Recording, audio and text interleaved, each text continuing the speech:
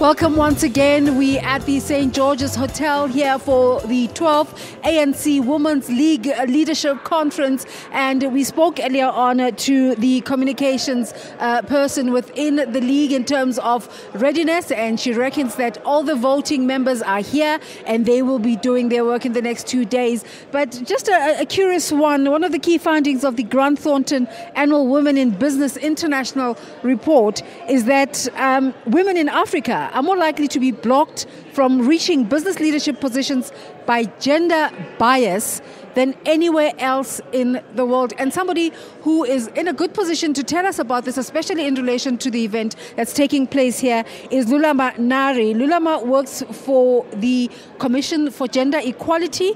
And Lulama, welcome to Morning Live. You deal a lot with handling research on the things that are missing in terms of advancing women, especially in South Africa. What are some of the latest findings?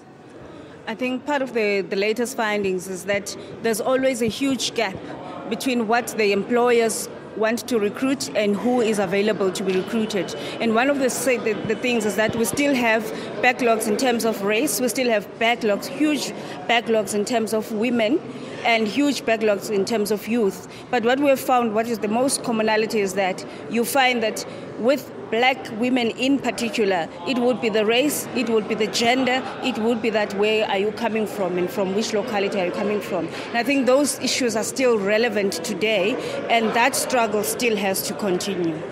So by way of solutions, what are the things that women should be doing to get beyond those blockages? I think what we have been doing as a South Africa, the trajectory on upskilling or looking at the skilling of the nation, but also looking at issues of unemployment and also looking at issues of starting your own businesses, entrepreneurship, and the cooperative sector that women can drive. But what we have seen also there, I think, this platform is on a broader scale, wants to be lobbied. We use the ANC Women's League to make that point that we need you to lobby much stronger for access to finance for women, access to employment for women, and be looking at gender disaggregated information so that we know exactly what is the status of women in South Africa. But what we have seen in the employment, women still are struggling to go to the higher positions. What is your sense of the Women's League's policy documents that have been put out in terms of strengthening the position of women? They seem to have many ideas about what they want to do and what they want to achieve. One of them is the whole issue of looking at the workplace struggles for working women.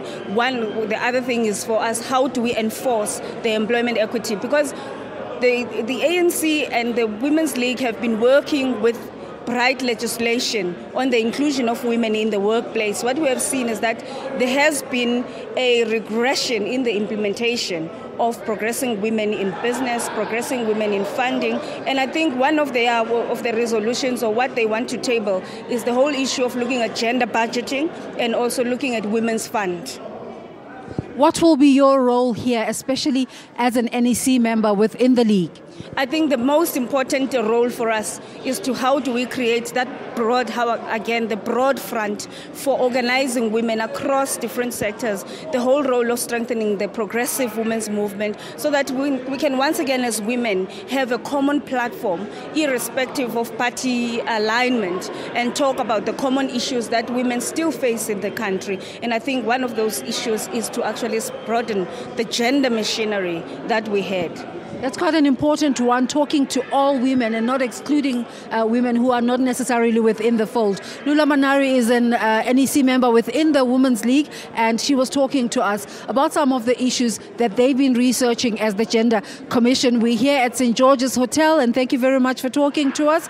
And we're taking a short break now. We'll be back later.